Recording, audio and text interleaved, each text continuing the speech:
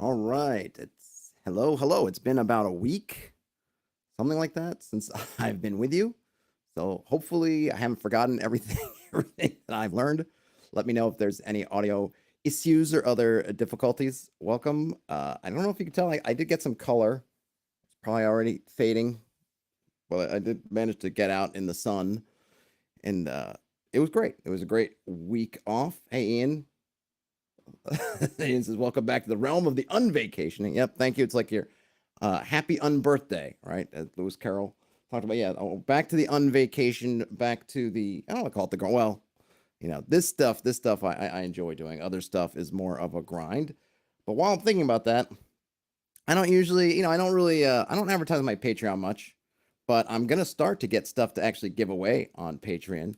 And the first thing, so I mean, I'm getting stuff from 1985 Games is sending me stuff, and they have been gracious enough not only to send me stuff, but to also say, hey, if you want to give it away, you can. Well, I'm trying to. Two patrons on Patreon now. Let me get this in a way you can see it. These are these two map packs, each one, ooh, like over 100 pages, I believe, of stuff. Patreon has a policy, I suppose, about giveaways, which is basically you can't do them. They suggest instead to run them as something else, a kind of a contest, something else that's not a giveaway. I think their things are, well, you can't you can't have it random chance, something like that. So I have formulated it as a contest. I think my Patreon is like the lower tier is $1 a month. I think I have a higher tier that's a little bit more than that. Not expensive. If you're interested in these kinds of things, which I will be getting more of to give away, basically you can read the post of our Patreon. Also put it in the YouTube community channel if you're interested in that. If you're not, that's fine too. I noticed I missed I think by my count two, because I was traveling on 2 Fridays. I missed two OSR Reddit roundups. Figured I would catch up today. So let's with that, which is my only programming note, I think, out of the way. I will do some unboxing and looking into the One Ring starter set sometime this week. And just as a quick change of pace, and at least a few people seem to be interested in that, I haven't yet unwrapped my my pledge from Tiny Epic Dungeon, so I will do that as well. Okay, that's enough about me. I gotta figure out how I can. Oh yeah, and I'm on Melon. I'm still trying out Melon, so let me know if there's any oddities there. I wish it would let me just automatically pick this configuration when I'm going multi-screen, but it doesn't. But that's okay. All right, we're back on the OSR. It's been a while, so hopefully there'll be a lot of good stuff. I'll give it a refresh just to be clear. So this one right at the top, basically, is an interesting question. So let's get the full force of it. This was posted a few hours ago by Ship Sailing 94. In your opinion, what makes the experience of hexcrawl significantly different from a dungeon crawl? How can this difference be accentuated? Well, let's see. What makes the experience of a hexcrawl significantly different from a dungeon crawl? That's a good one. So there are a couple of procedural things that I would look to. One is that you don't tend to have hard walls. In a dungeon, you are going to be limited in some way by the architecture of the dungeon. Walls, doors, things like that. You have to move around. It's that kind of maze. A hex crawl, you can go any way you want to. And at some point, depending on your abilities and your spells, whatever, your flight becomes available. You almost get an entire, I suppose you could, if you had some kind of a tunneling property, or I don't know, maybe if you're playing a mole person, you have a tunneling speed. You could even go down to the earth. There's very few walls, so it's wide open. And Ian says the same thing in chat. There are always six directions to go. Yeah, exactly. 6 directions to go. And the scale of time is different. In a dungeon, we're talking minutes, seconds in terms of encounters, which I suppose counts in the wilderness as well. So maybe we'll say, taking combat out of the mix, we'll say minutes, hours. Hex crawling, you're talking hours, days. Ian also says probably fewer traps, puzzles. Yeah, though I suppose it's the nature of definitely fewer traps. You're not going to run into a lot of traps in the wilderness. puzzles kind of depends on your idea of puzzles. I like to think of most of the puzzles I use are kind of environmental puzzles, right? So something like you enter a room and you have a hole in the floor and you have a shaft in the ceiling, but the shaft in the ceiling is at the top of a 40-foot dome, and the hole in the floor is 40 feet wide, and the shaft is in the center, leads to the center of the hole. You want to get up the shaft, you figure out how am I going to get up into the shaft, right? You think, well, once we're up there, we could try to use pythons or ninja climbing claws or something to get up there, but we got to get up there. How do we do all this stuff? That kind of environmental puzzle is there in the dungeon, and it certainly can exist in the wilderness. In the wilderness, it might take a different form, such as, okay, we have a raging river. We don't know where the nearest ford is, if there is one, but we really need to get across here and now. How do we do that? Kind of similar kind of puzzles could take place. And then Ian says, unless your campaign world is Elden Ring, then there's still traps.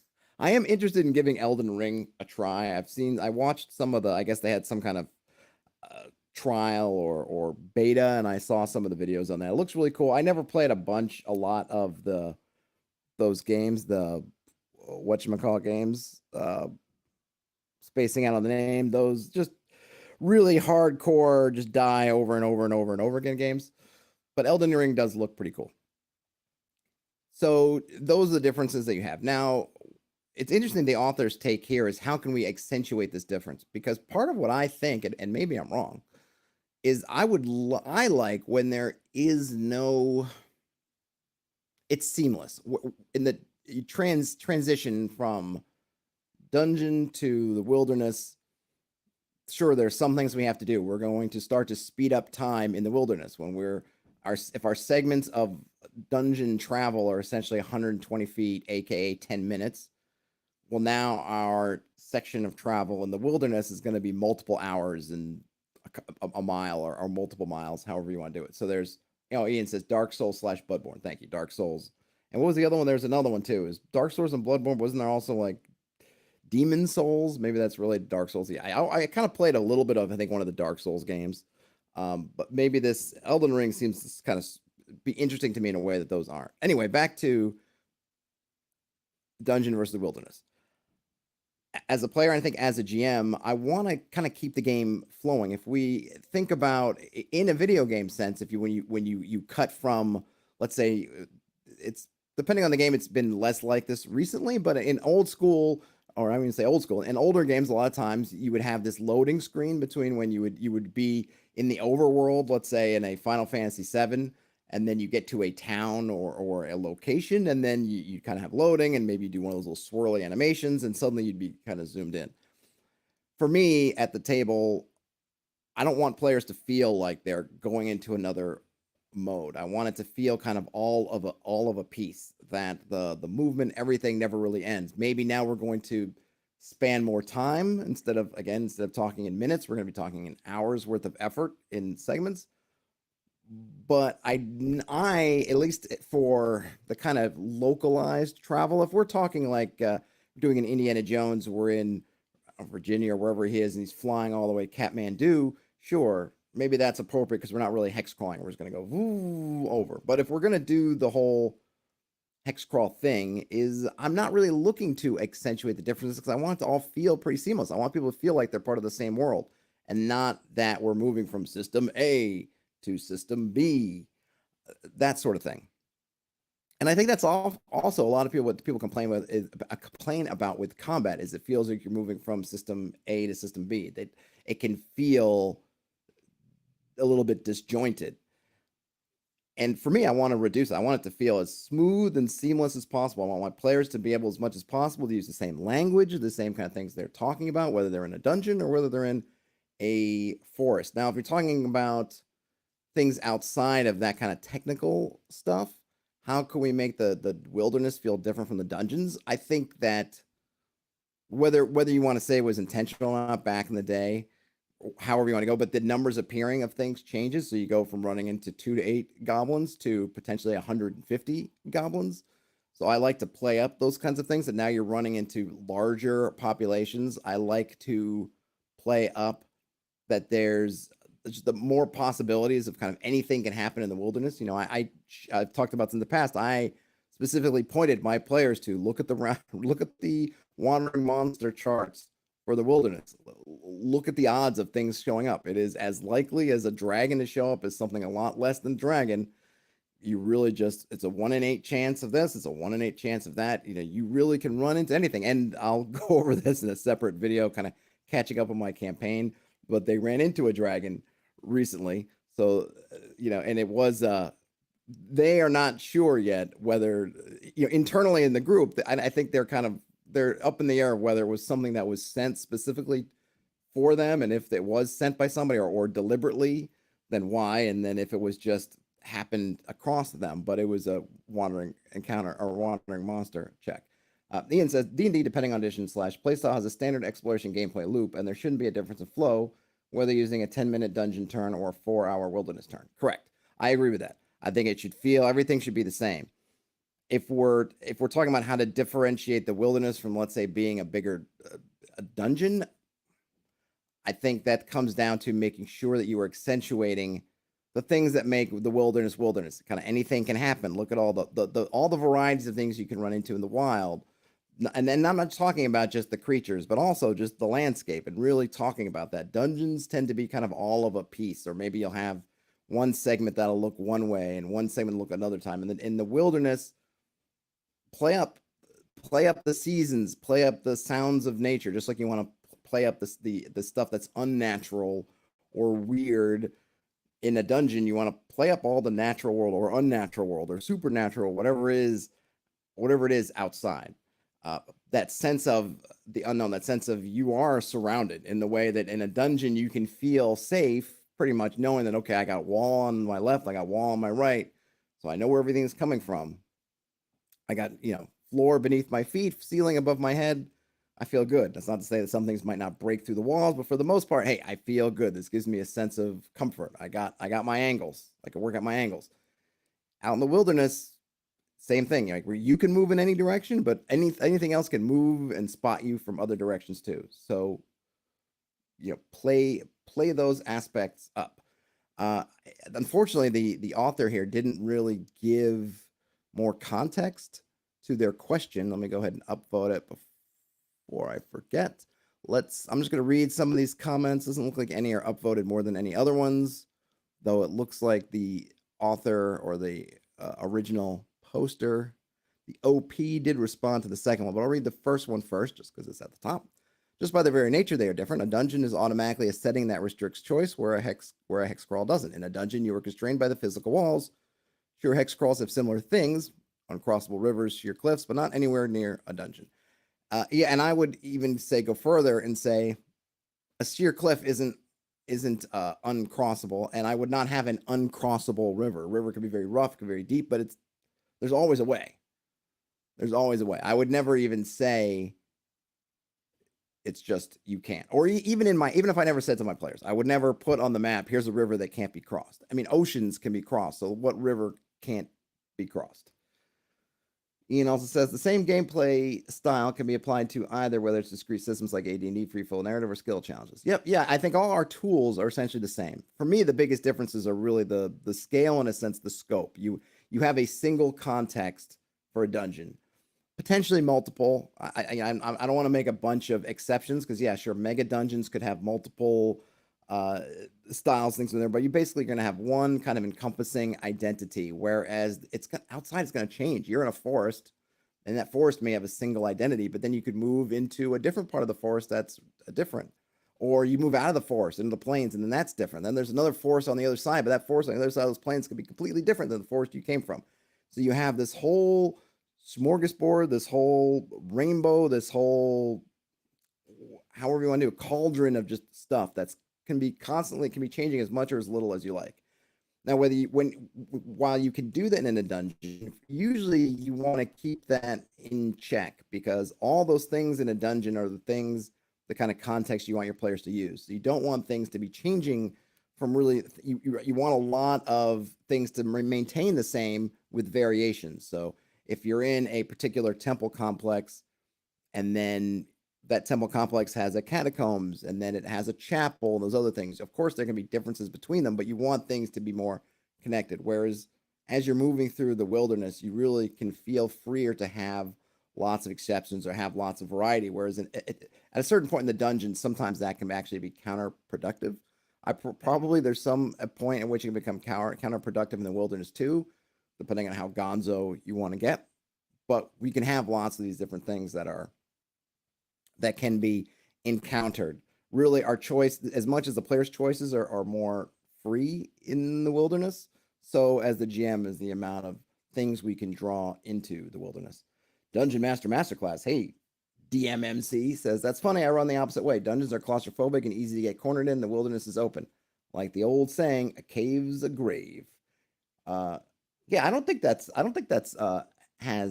is opposite really, because I think that's something that I said earlier, is right. You have more limitations now. If you mean opposite in that you can feel good about being cornered, I mean, being cornered goes two ways, right? Animals often will go for the corners at places because they know that there's a comfort there. Of course, there's also the danger of now there's no way out, right? It's that the same reasons why animals find those kinds of enclosed places comforting is also a big danger to them, because once they're trapped, they're trapped. But from a player standpoint, it makes sense both ways.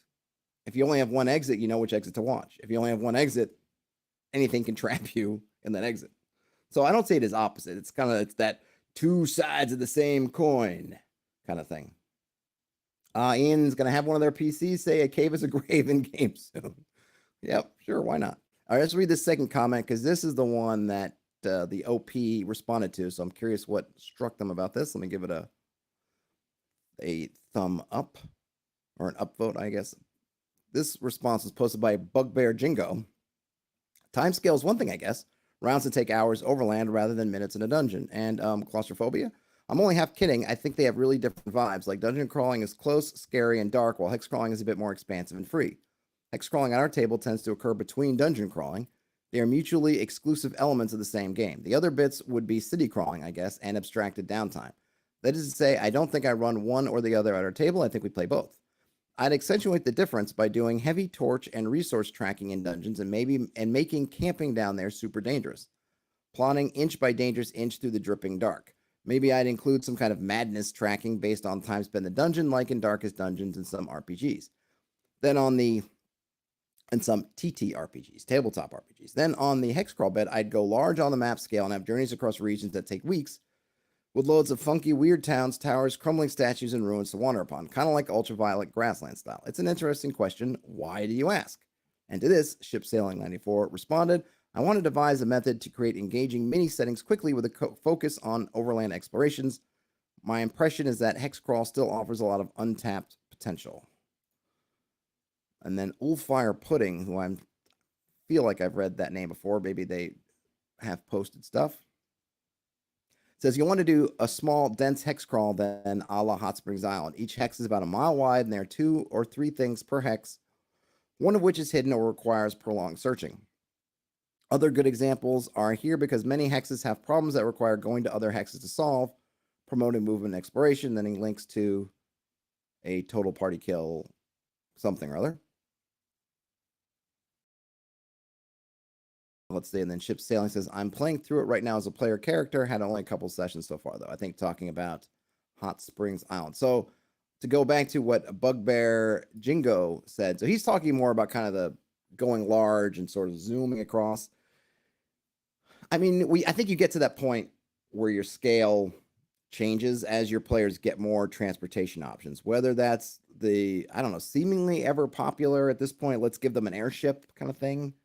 Final Fantasy VII style, that's what I always think of with airships, and so you can just kind of cruise across the map at will, or you end up traveling by, I don't know, well, certainly there's spells, your teleport, flight, anything like that. You kind of zoom up the scale.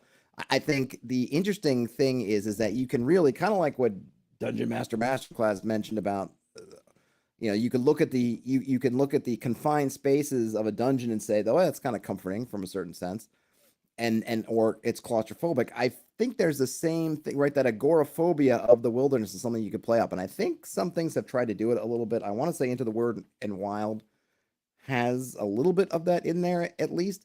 in that the same things that can be scary in the dungeon, you're trapped in, you have limited ways out. There's also scary things in the wilderness in that there's no safe haven. Sure, you can make your camp and put a lookout, but you got to have your head on a swivel because stuff could be coming at you from any direction. You don't have a lot of safety. You don't have a lot of things you can put. You can put your back to a tree, but then something could just come and tear down the tree, or something. Maybe something's up the tree and is crawling down to get you on the very log, on the very thing that you were trying to put your back to as a point of safety. There can be very few points of safety in the wilderness, which I think helps accentuate what makes towns and villages and those things so important. Is because they give you those points of absolute, or 99% of the time or whatever, safety. Are they going to be totally safe? No, because of course things can happen there too, or things can happen to them. But for the most part, why are you going to try to hot tail it to a city or a town instead of just camping out in the wild? Because who the heck knows what's going to get you out there in the wilderness? You have less control over it than you do in a dungeon, because in a dungeon, at least you can say, okay, I'm on level 1, so I have a fairly good chance of the kind of scope of things that are come get me. Sure, there's chances of things much more horrible coming forth, but for the most part, if I'm on level 1, I feel pretty good. If I'm level 4 or 5, I say, okay, I feel pretty nice about that. If I'm in the wilderness, sure, at a certain point, maybe you start getting more protection spells. Again, you can teleport things to avoid the wilderness, but you don't know if you're going to get a dragon or just some wolves or some angry bandits or an entire culture of humanoids tromping around. And hey, you may be level 5, but if there are 200 angry orcs out to get you, you don't have a good, your chances may not be so good. So you can really tap into fears in both ways. You can certainly tap into scarcity in both ways. I don't know that you need to separate them and say, hey, we're going to have scarcity in the dungeon and not in the wilderness. They're just different kinds of scarcity, just going with the different time scales. You're burning through individual torches in the dungeon, you're burning through your daily rations in the wilderness, or your water supply, or both, or however, depending on how you track them. Let me read one more just to see. This one, let's see. We got Paradoxius. Give it an upvote. One thing is in terms of overall game structure, dungeon crawls often nest within hex crawls. That is, the hex crawl represents the character's movements through the overall setting of the game, while dungeon crawls are zoom-ins on one especially engaging part of navigating the world. This means dungeon crawls are narrow in scope, more restricted in movement and pathing, and more granular in terms of tracking, resources, and decision-making, and more self-contained. Hex crawls, on the other hand, are more zoomed out, loosely structured parts of the game that tie the rest of the game together. One big difference in how this works out is that a dungeon can be thought of as one single space. A dungeon will have certain people in it, a certain history, certain themes. It's plausible that anyone in a dungeon knows and cares what's going on elsewhere in the dungeon. A hex crawl takes place over a much wider expanse and contains many spaces within it, so it's possible by moving a few hexes to put yourself far away into a new space with different people, a different history, and different themes. Yep. These are things that we also touched on. Yes, I think people are making good points. I don't know this. So this person seems to kind of want to make kind of a hex crawl sort of mini setting with a focus on overland exploration. I'm curious as to this thing of their impression of the hex crawling still offers a lot of untapped potential. I mean, sure. I mean, yes, on the one hand, if they mean potential in terms of things, sure. I'm curious as to what they feel like is missing in the, I guess, are they talking about technical kind of execution tools? Because there's a ton. I mean, we always end up looking through things through kind of the lens that we have. So it is interesting if somebody came through looking at it from a totally different perspective, came up with something kind of a different, just a different way that sort of opened things up in ways that the rest of us hadn't thought about because we'd been sort of too embedded as hex crawls as we already know them. But it's interesting that people are sort of feeling that they need to define, oh yeah, they kind of coexist. Because I always think they do, but maybe some folks I guess some people definitely will just play dungeon crawling without the travel aspect. I guess that's kind of a 5th edition thing. I don't want to say 5th edition. It's thing that some games just have de-emphasized travel to basically that Indiana Jones, we're just going to draw an arrow across the map and say, in 30 days, you reach the sand fortresses of Kharkoum. And then you leave it at that. And so you just don't do it. I guess that's the alternative. But it's kind of super interesting, the perspective that they attached to that, though they didn't. Ship Sailing 94 didn't explicitly mention that. No, nothing says. I'm curious why he thinks he needs to separate the feeling of hex and dungeon crawls. Are his players saying that they feel the same? Don't they naturally feel different? Yeah, I don't know. He did, again, he didn't give any or they didn't give any context. So I don't know. I don't know. It's certainly an interesting kind of thought exercise. It's though I would think of it as more of a compound question, kind of do you want them to feel different from one another? Because certainly there are differences in some of the mechanics. We're not the kind of noise and things does not exist. Sure, there's maybe stealth play into the wilderness, but really it's more in terms of, broadly speaking, you're going to be, especially if you're running an old school, you're going to kind of be you're going to get kind of a wandering monster check. You're going to figure out kind of when it happens, and then your sort of stealth is not maybe comes into play in terms of encounter distance or whether it's a surprise one way or another. But there's not the same. It's everything's on that longer scale, and some of the point-to-point things of like stealthily sneaking through a dungeon don't apply in the same way to sneaking through the wilderness. Usually, I guess, or things like we talked about, I guess, except for Elden Ring, we're not worried about traps out in the wilderness. We're not worried about a lot of stuff. We're kind of worried more about navigation. The navigation in the dungeon is that kind of mapping thing, but not directional moving so much. But yeah, it would be kind of, I want to know, like, hey, do we want them to feel different? And if so, why? And then if those through, then how? What things do we want to move out? Because I tend to think that the more seamless you can make it all, the better. I would love if there was a way to even make combat more seamless, but I understand, at least for combat, it makes sense to me. And then I'm able to communicate to my players of why we go into initiative in combat and we don't have initiative other places. And then I will also throw initiative in when I feel like timing is important. So in let's say there was a rickety bridge across a chasm, I might use initiative then, or I might have them dial out their orders because of the situation that timing's important. But for most things out in the wilderness, timing within seconds isn't important, whereas it can be in combat, and in dungeons, timing in minutes may be important, but not in seconds. But yeah, I don't know exactly where they're coming from, other than it's kind of one of those posts that ultimately it's like I think I have this idea for something, and kind of want you guys to flesh it out for me. Like I have an idea for a setting. I want to write a setting, but I'm not sure what's popular, what people are gonna like. So let me poll the community and find out why. I would like to know more from Ship Sailing 94 of what they're looking for, but it seems like they're, at this point anyway, they're not super interested in giving away what they want so much as mining others for what they think. Oh, here we go. Here's one. Table of 1,000 cults.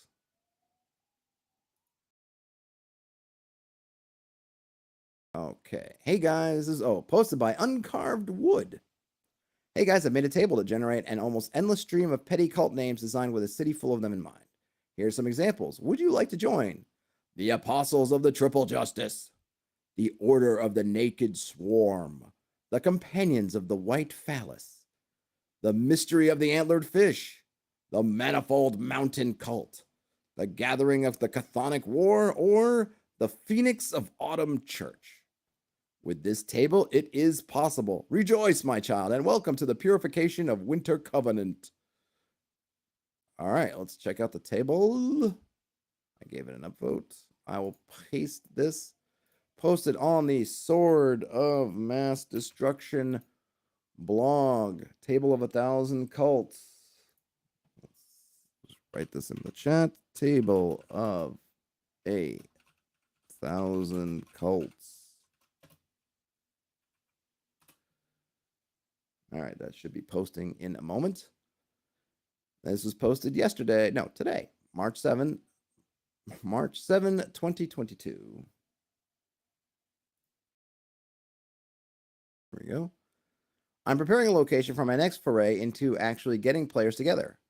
Kogo Henenis, City of 1,000 Cults, City of 1,000 Rains. It's a magical disaster zone, which has two consequences. Firstly, every house in the city is covered in copper rain pipes as they strive to collect potable water from the clouds. Secondly, the city is home to 1,000 different cults, partly just the temperament of the people, partly because life in Kogo Hanenis motivates worship, penance, and beseechment. So here's a table. On the table, oh, it's on a Google spreadsheet.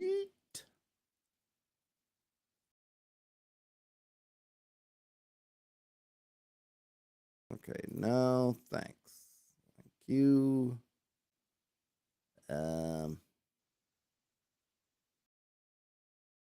Okay, so this is basically the raw table. All right, so we just get kind of a raw table. I wish they would automate that. Get your JavaScript working. Blad 1, is there a Blad 1? Okay. Well, you get a big table.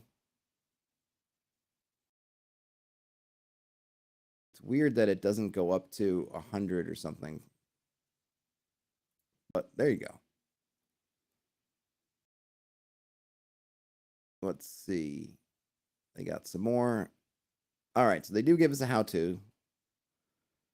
Going to use that Excel spreadsheet. You're going to roll. You're going to need a D20, a D6, a D8, and a D10. The code name is group plus of the plus X plus Y. For a group, you're going to roll D20. For the of the, you're going to roll a D6. And for the X part, you're going to roll a D8 plus D10.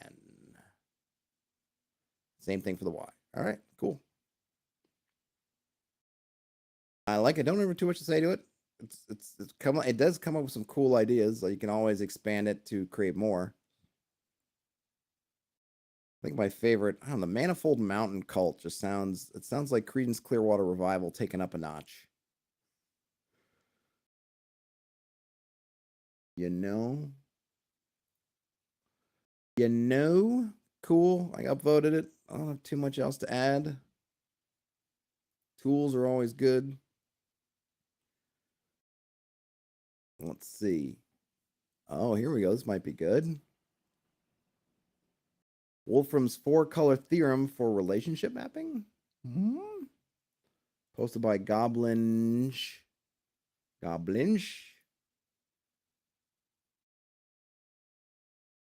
Posted to the Goblin's Henchman blog. Grab that link. Wolfram's color theorem. Relationship mapping? Question. Wolfram's 4-color theorem relationship mapping. All right, that's going to be in the chat. There we go.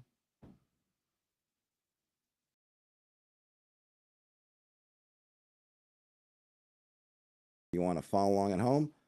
I was listening to Ray Otis's podcast, which I like. He was talking about Wolfram's 4-color theorem, which states, perhaps paraphrased, as any map in a plane can be colored using 4 colors in such a way that regions sharing a common boundary other than a single point do not share the same color. I wonder if this could be used to map out relationships where each color represents a certain intensity in that relationship from high to low. The idea being to design a relationship map that is random, but with some design to it. Let's try it out. All right, so here he's going to do some examples, or they're going to do some examples. Example 1, D&D starting characters using Wolfram's 4-color theorem. Maybe this design concept could be applied to D&D stats where certain stats tend to go together. Rules. 1. Populate a 7 hex flower with each stat and 1 for wealth. So strength, int, whiz, dex, con, charisma, and wealth. Using up to 4 pencil colors, outline the hexes using Wolfram's 4-color theorem, starting from the middle.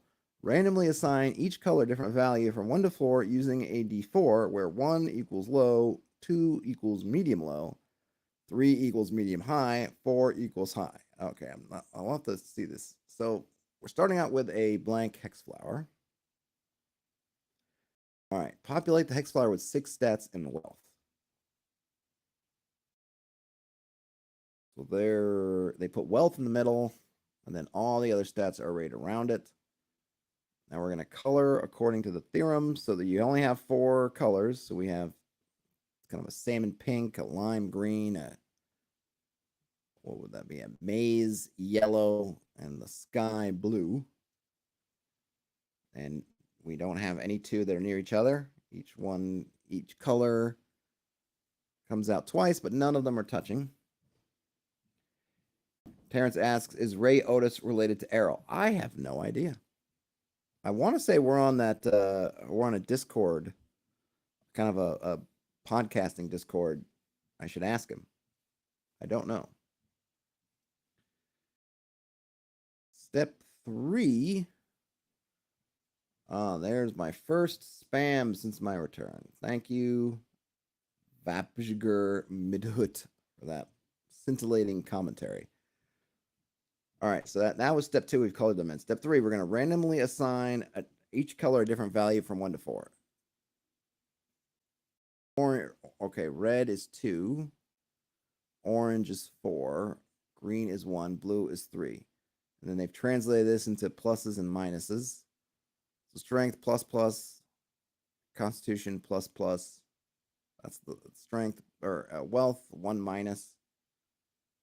Green 2 minuses. Blue 2 pluses. So I don't. Oh, this is for a particular PC. Okay, so the new PC is strong and tough, quite wise and personable, clumsy and dumb, and has modest wealth. So perhaps a fighter then from a poor background. Okay, so this, yeah, I mean, so I'm looking at this. So I guess what the suggestion kind of is here, that you could use this to, in a way, visualize the character.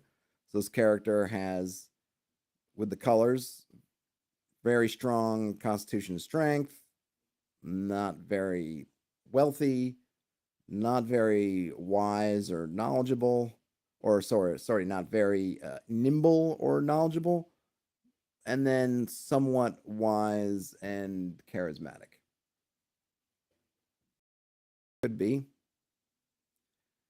Now they're going to try it again, but with fewer colors, more of a go for broke min-max arrangement, restyling. Okay, so this one they took away one of the colors and just, you're either really good or really bad. So this new one, right? High in smarts, high in wisdom, or high in knowledge, high in wisdom, high in charisma, moderately wealthy, extremely weak, extremely not nimble, and frail. Here's one where I'm more interested in. I mean, these kind of things are interesting.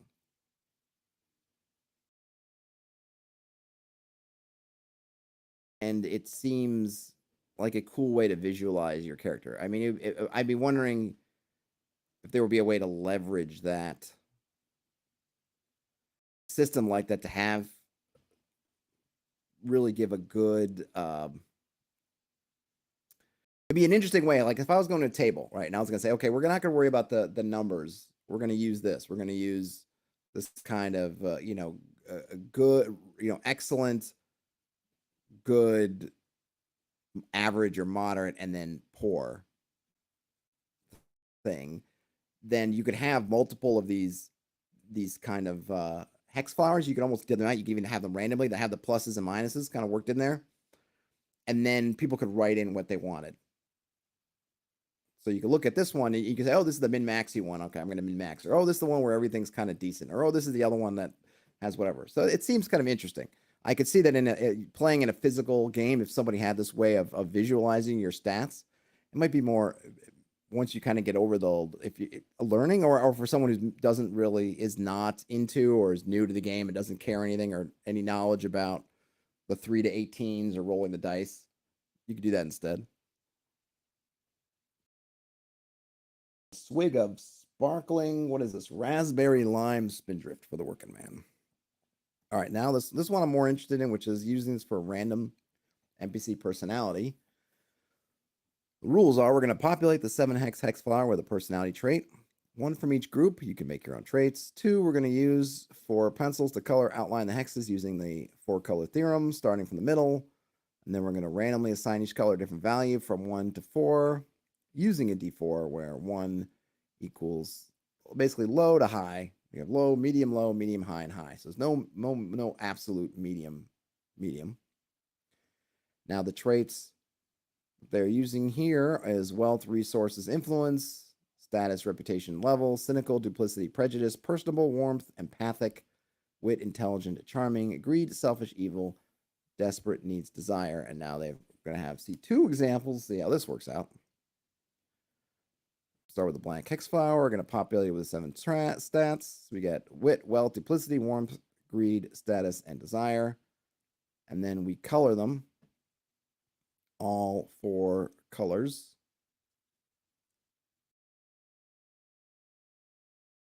And now we can randomly assign those point values. So red is super strong, orange is moderately strong, green is moderately weak, and blue is very weak. And then we get something like this. So someone who is not duplicitous at all, but they're not very warm, and they're not very witty. They don't have a lot of status. They're a bit greedy, and ooh, they're a bit wealthy, but really they have needs. They got needs that they need to fulfill. And then here's another one where they've done the kind of approach. Some initial conclusions. I think you could try and set this up so colored pairs go together. Perhaps wealth and status, greed and duplicity, wit and warmth. That said, I wonder if we should scrap the middle hex and insist that 4 colors must be used to introduce less homogeneity, perhaps. Is this useful? Not sure. Just brainstorming. Perhaps if you're planning a session and want some inspiration about an NPC or have a bunch of templates ready to pull out of a hat. Yeah, I think it's interesting. I'm not sure how I could use it, but any different ways of visualizing stuff is always cool. But yeah, I don't know immediately what I would do with it, but it is interesting. And then if you were going to, I kind of like the system of leaving the patterns with the pluses and minuses in there and then blanking the names and just you can write in your own names, or alternatively in some stuff where it's fixed, where you can have, like, I think for something like the attributes, if you wanted to say, 2 things can't have the same number, right? And so you put things, the kind of things that are naturally across. So you might have con and strength across from each other, maybe wisdom and dex across from each other, and then con and charisma across from each other. So you have some interesting ideas of what you could, or maybe wealth and charisma, I guess would be the other one. Ian says, I read through this earlier and I don't understand the purpose of using a hex flower. Can't you just give the values colors and roll? The example here don't correspond to hex position. I think it's kind of this concept of mapping it. So we're kind of using a mapping analogy. So you want to kind of have something as opposed to rolling a die. I mean, yeah, there's a multiplicity of ways you could do it. Why they picked a hex flower as opposed to some other way, I'm not sure. I think it's that the concept of having neighbors and having the elements where no 4 can touch each other. This kind of works for that with the way the colors are. But yeah, it doesn't necessarily require a hex flower, but then everyone loves hex flowers too. And I can't argue as hex flowers. It's hexes are in my name, part of my nature. Now, nothing says conceptually, it's interesting that there's no average in the system. Everything is either plus, plus, plus, minus, or minus, minus. Nothing with no plus or minus. Yeah. Yep, you could definitely even add that in, right? I think that's the one problem with using 4 is the spread on a 4, right? You don't have that middle value like you do with an odd number, right? With if you have 5, suddenly you have 2 on one side, then you have a middle, and then you have 2 on the other side. But with an even number, since it's going to divide evenly, if you want to have the same number of positive and negatives, you lose the middle. Oh well. And how you might do that with this kind of system is you have one extra option. So maybe you have wealth and you have one other one. And then when you have to choose to either be a zilch, which is just completely average, or a positive or negative. Or as Ian says, arguably average isn't useful. That could be too. Cool. That was nice. Did I give an upvote? Interesting kind of thought experiment there from Goblin. My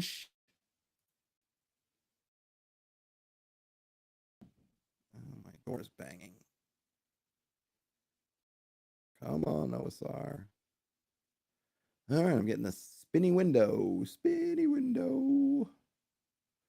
Is Reddit gone down? I can't imagine that my connection's that bad and I'm streaming at the same time. I figured the stream would conk out before. There we go. Before my browser did, but boy, that was long. Okay, that was, let's see, Wolfram's 4-color theorem.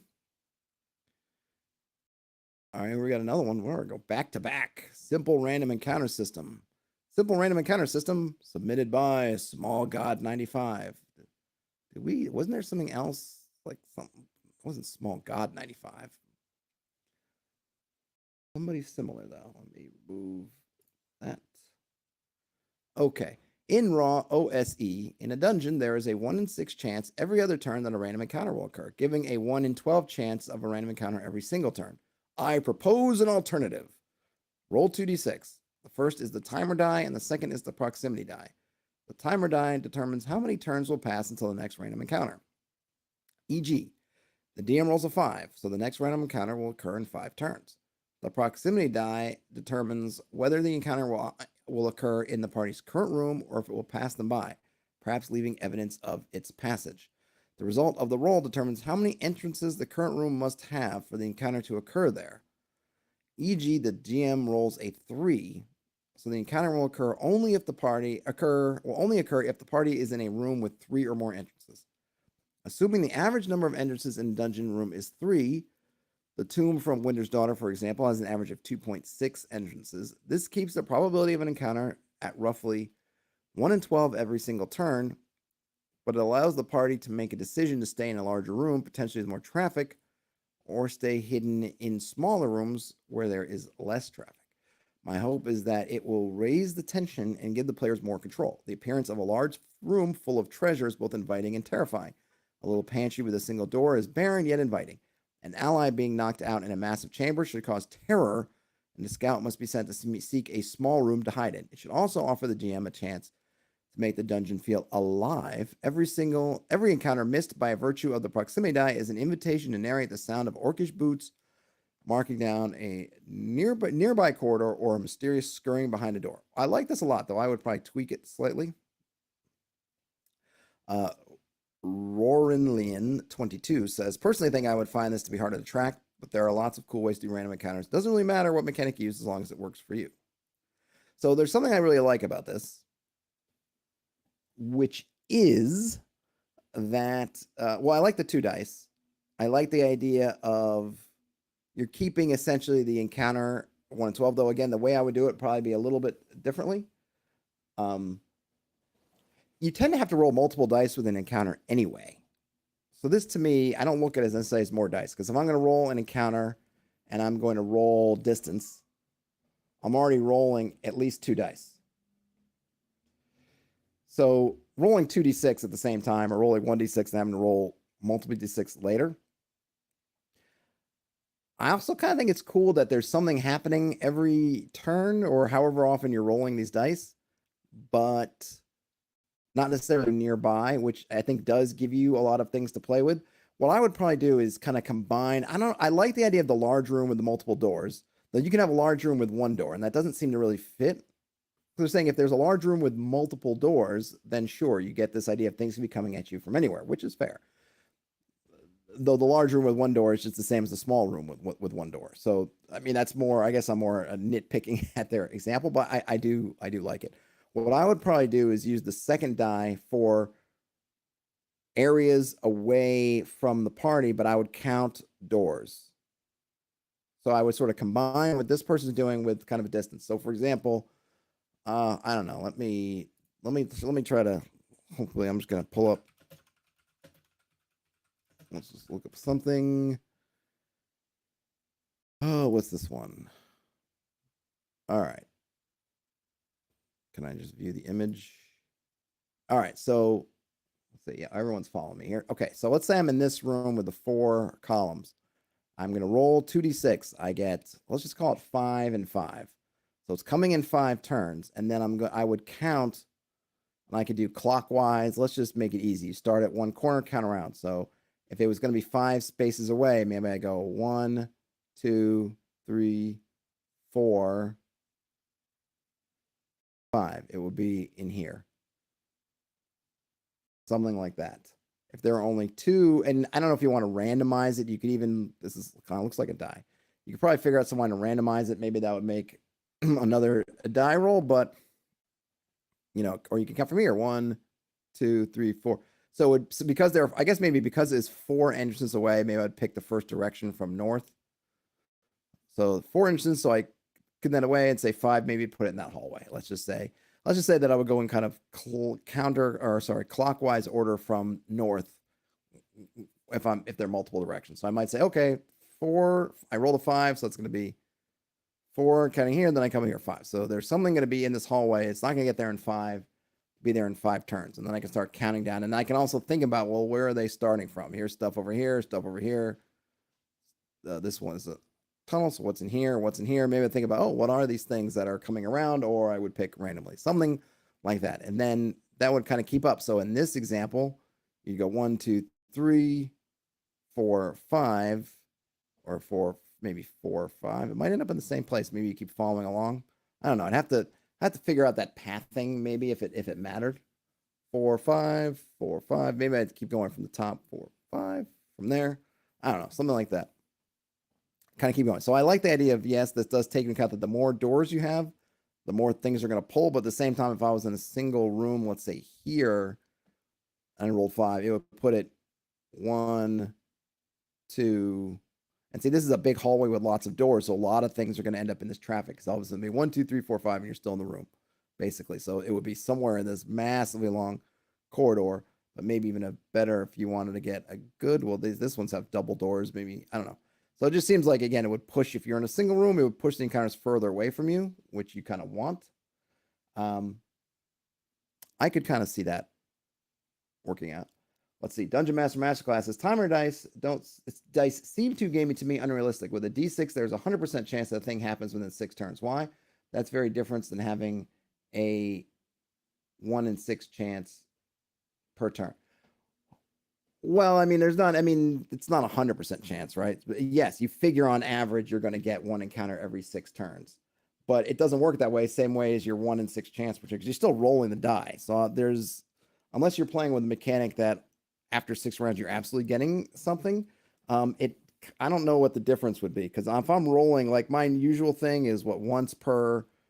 So I do the. I guess it depends on the dungeon, but I guess depending on what's going on, maybe once. Yeah, I guess once per 2 or 3 turns, I'm rolling a die, right? Odds are you're going to get 1 every 6 turns. It's kind of the same. I don't know. I'm not sure the difference, because you're getting 1 in 12 every turn. I guess you're saying that. I'm not sure I'm getting a DMC. I think you're going from a 1 in 6 chance or a guaranteed encounter every 6 turns to, say, a guaranteed encounter every 12 turns, or quote a average you're going to get it. But I don't know that you're changing that a little bit, but I don't know. I'm not sure I see what you're getting at with that one. It's interesting. I do like sometimes these kind of compound things. I think that's interesting because it gives me. I do like the idea of it's. I guess maybe I would say it's similar to pre-rolling your wandering monster checks. It's kind of the same. If I have I've pre-rolled 8 wandering monster checks and they're in here, and I get the wandering monster check, I'm kind of figuring out the distance at the time. This is kind of just doing that kind of work, but just with some randomization as to where in the distance away from the party where it is. So if they're in this room and they roll, I guess what I'm saying is, if I were in this room, same room, I roll my wandering monster check, my normal one, and it's 1 or 2 on a D6, or 1 on a D6, let's say, and I roll the 1. Okay. Now I'm going to do some rolling. I'm going to roll for distance away. All right.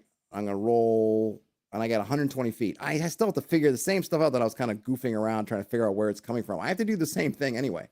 I'm doing the same work.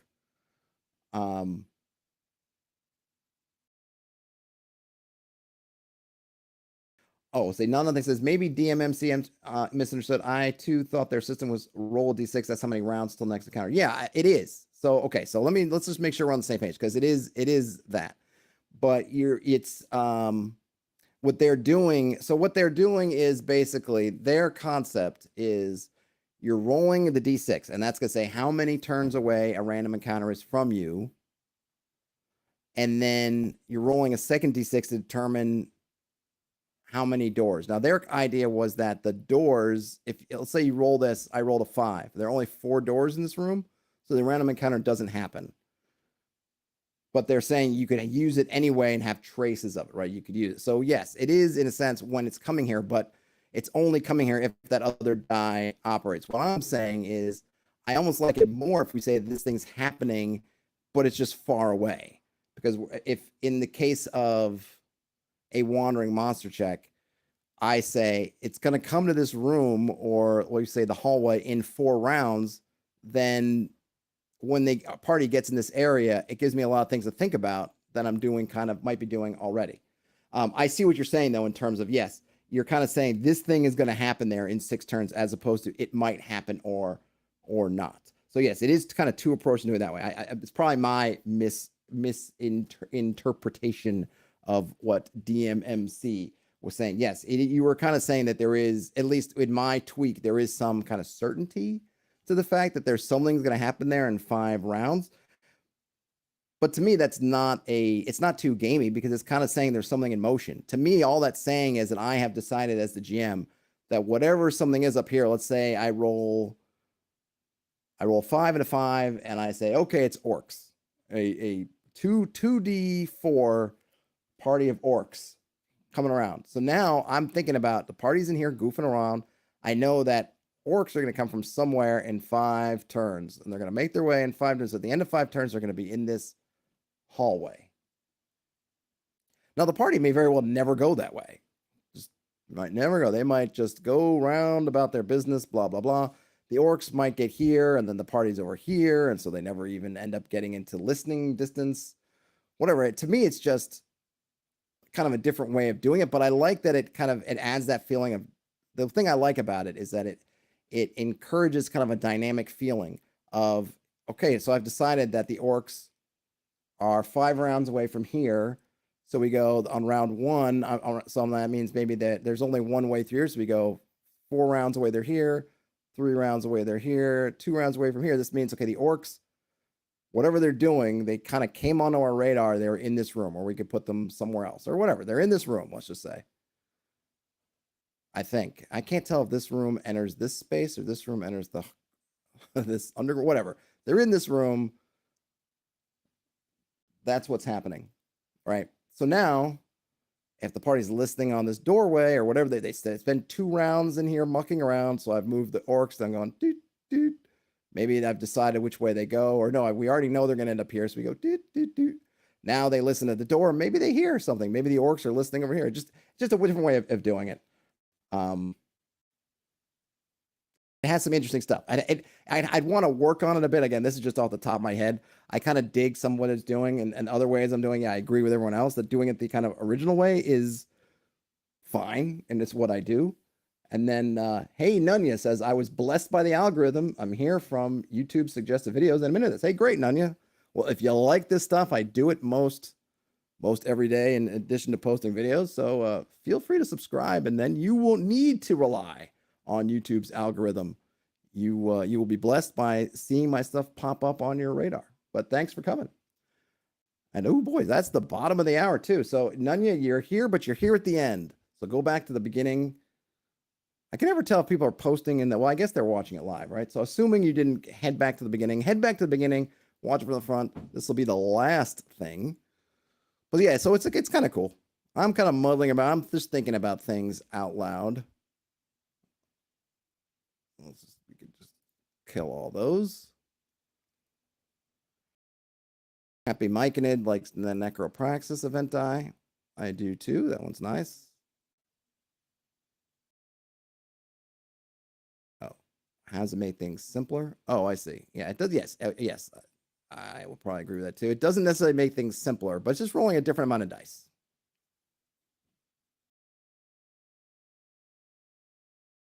Nunya says, as a viewer, I have to say the text from Reddit at a small size is not running well, both for the variable size of the screens and for the stream encoding. All right, I'll have to figure something out. I do a bunch of these. This is number 36. I'll probably just have to figure out.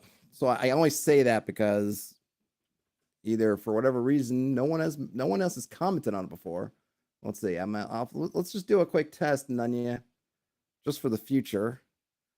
Is that better in terms of readability? It doesn't make things too huge. So maybe next time I'll bump up the text size to 150. Folks, let me know. Ian Boyd said, smash the like button. Yes, please hit the like button on your way out. Nunya, let me know if 150 works and I will use that. Okay, good. Well, Nunya, I'll try to remember this for the next one. I tend to do my OSR Reddit roundups just for your own edification. I tend to do them on Fridays, but I was on vacation from a Friday to a Friday, so I missed 2 of them. So I'm kind of making up ground on this one today. I will probably be moving on. I still have to finish my look at Errant RPG, which I will probably try to finish up tomorrow. I want to unbox the One Ring starter kit and go through that stuff. That might be, maybe I'll do that for Wednesday. I do have a sort of recap of my campaign I want to do, which I might do Wednesday, and then do the unboxing on Thursday because my game is Wednesday night. So it's always good to kind of recap stuff just for my own edification for that. And then whichever one I won't do on Wednesday, I'll try to do on Thursday. And then on Friday, we'll be back to doing another one of these roundups. And maybe I'll try to make up the next one. I'll do like a double roundup next week also to continue to make up for my week-long absence. But I'm happy to be back. Thanks, folks, who stuck around with me. Nunya, nice to meet you. Hope you won't be a stranger. Take it easy, everybody. Enjoy the rest of your day, night, whenever you're watching or listening to this. Game on, and I'll talk to you later.